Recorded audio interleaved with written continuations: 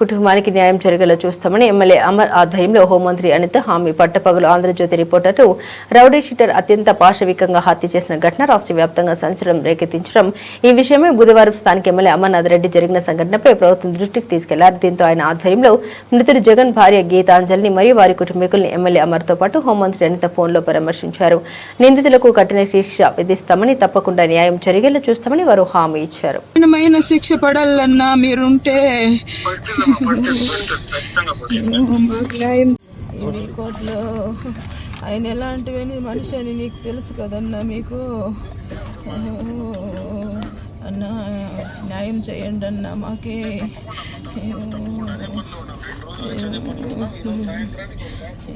ఎంత అన్యాయం చేసినారన్నా. ఎంత సిన్సియర్గా ఉండే మనిషి, ఎవరికి అన్యాయం చేయని మనిషి ఇట్లా చేసినారో. ఎంత దారుణంగా చంపినారన్నా.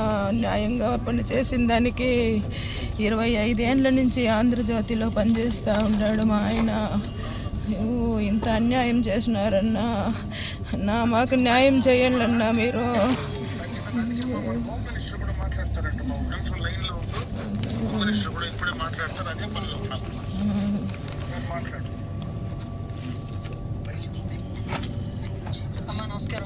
అమ్మా నమస్కారం అమ్మా.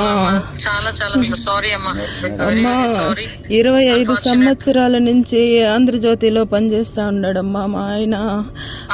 ఎంతో సిన్సియర్గా పనిచేసినారు. ఏ విధమైన మిస్టేక్స్ లేకుండా పనిచేసినారు.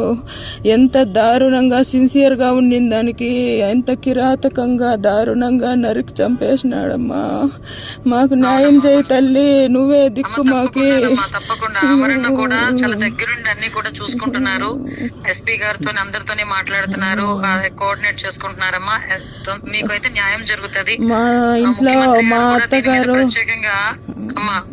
మా ఇంట్లో మా అత్తగారు మామగారు వయసు అయిపోయినారండి.